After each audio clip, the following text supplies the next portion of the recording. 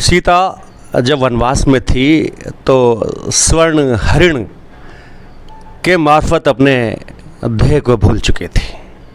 सोना वास्तव में इतना लालची तो नहीं बनाता इंसान को, जी हाँ, लेकिन किसी के नाम के साथ जुड़ जाए तो उसकी आभा, उसकी चमक और चमक उठती है।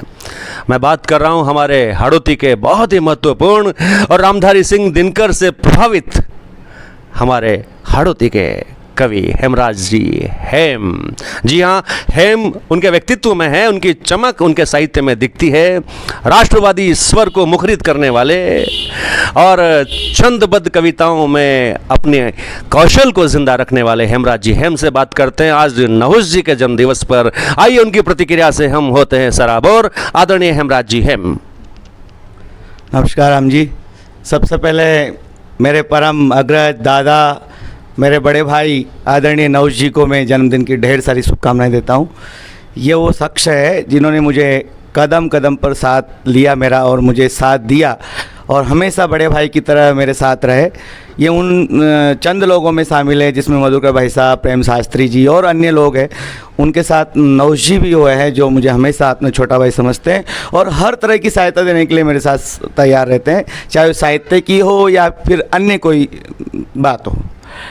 आपको ढेर सारी बधाइयाँ और ईश्वर से प्रार्थना करता हूँ कि आप हमेशा स्वस्थ रहे, प्रसन्न रहे, खुश रहे, सब परिवार आनंदित रहे, माता पिता भाई और परिवार सबका आपके ऊपर खूब सारा स्नेह रहे। ये मैं ईश्वर से छोटा भाई होने के नाते प्रार्थना करता हूँ।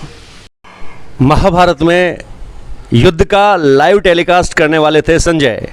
जी हाँ, लाइव टेलीकास्ट का मतलब प्रत्यक्षीकरण, और प्रत्यक्षीकरण कवि का एक मूलभूत गुण हुआ करता है। प्रत्यक्षीकरण की बात करें तो हमारे पास में हाड़ौती में काव्य के रूप और गुणों की बात करते हैं रूप नारायण जी, जो अपना नाम पूरा लिखते हैं रूप नारायण जी संजय। और आज नहुष जी के जन्म दिवस के इस उपलक्ष्य पर रूप नारायण जी हमारे बीच में हैं, और बीच में है क्या, वो तो बहुत आगे हैं। इस कार्यक्रम की रूपरेखा में वे अग्रणी भूमिका निभा रहे हैं। मैं बात कर रहा हूँ रूप नारायण जी संजय साहब से कि आखिर इस दिवस की उपादेयता क्या है। सबसे पहले तो मैं कवि नहुष जी को जन्मदिन की बहुत बहुत शुभकामनाएं देता हूं, और जिनके पास पूरे राजस्थान का संग्रह, पुस्तकों का संग्रह, एक असीम संग्रह है, जिन्होंने साहित्य के क्षेत्र में बहुत ही असीम योगदान दिया है।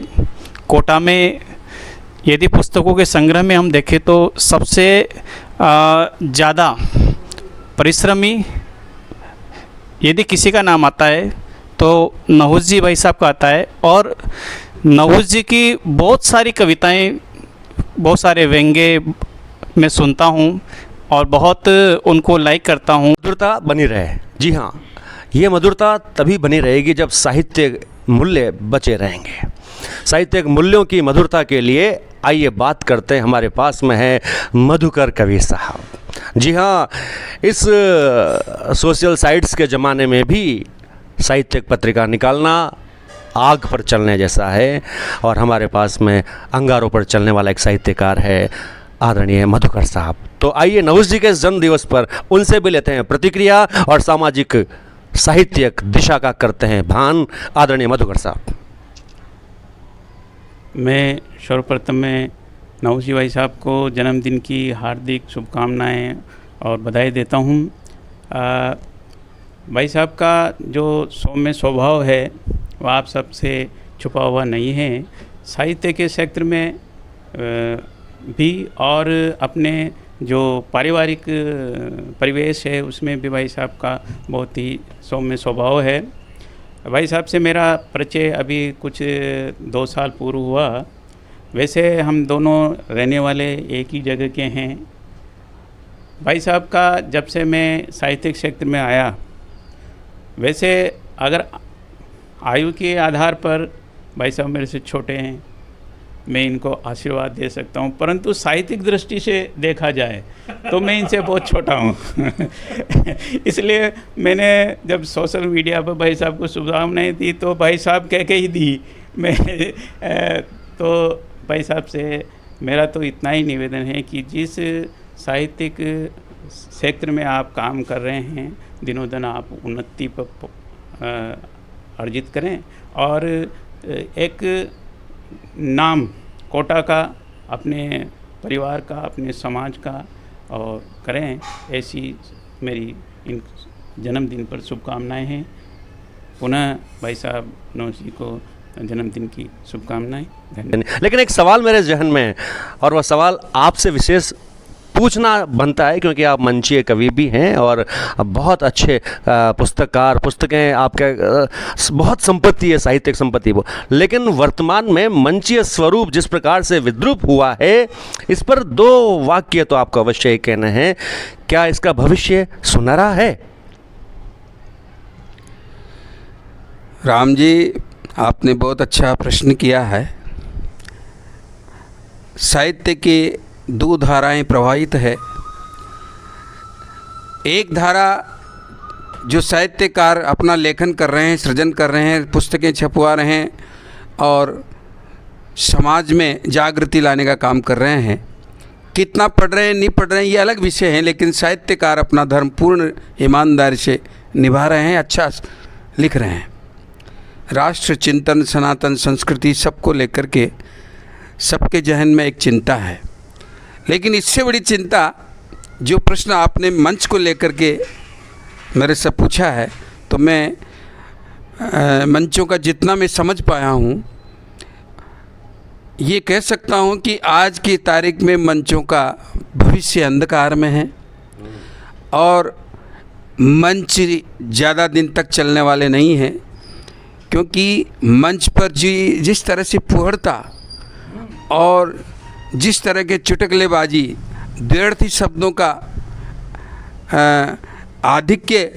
अधिक रूप से प्रयोग में जो होने लगा है, लोगों को हंसाना और ताली बजाना ही केवल कवि सम्मेलन का उद्देश्य, और अपन जम जाए, ताली बज जाए और अपन अच्छा पैसे कमा लें, ये साहित्यकार का उद्देश्य नहीं है।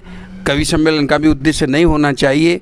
आने वाली पीढ़ी से, नए कलमकारों से, नए जो मंच की तरफ जो जुड़ रहे हैं, मेरा उनसे यही एक निवेदन होगा मेरे अनुभव के आधार पर, कि मेरे जितने भी छोटे भाई मंच की तरफ दौड़ रहे हैं, उनसे यही निवेदन है कि तो श्रेष्ठ लेखन लेकर के जाएं, ताकि आपको कभी भी किसी तरह की उलाहना सहन नहीं करनी पड़े और साहित्य पे किसी तरह का कोई प्रश्न चिन्ह न लगे। अभी कुछ दिन पहले, 1-2 दिन पहले भाई हेमराज जी ने भी इस तरह की टिप्पणी की थी और उस टिप्पणी से मैं पूर्ण रूप से सहमत हूँ कि वास्तव में ऐसा नहीं होना चाहिए। अगर थोड़े से लोभ के खातिर हम साहित्यकार और समाज को क्या दिशा दे रहे हैं, किधर ले जाना चाह रहे हैं, आने वाली पीढ़ी में जो संस्कार वैसे ही कम होते जा रहे हैं, जो भटकती जा रही है, उन पीढ़ियों को मार्गदर्शन करने का काम कलमकारों का होता है, चाहे वो पुस्तक के माध्यम से हो, चाहे वो मंच के माध्यम से हो।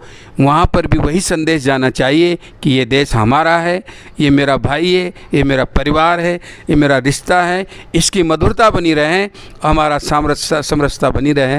यही मेरा एक संदेश है नवोदित कलमकारों से और मंच की तरफ जुड़ने वाले कलमकारों से।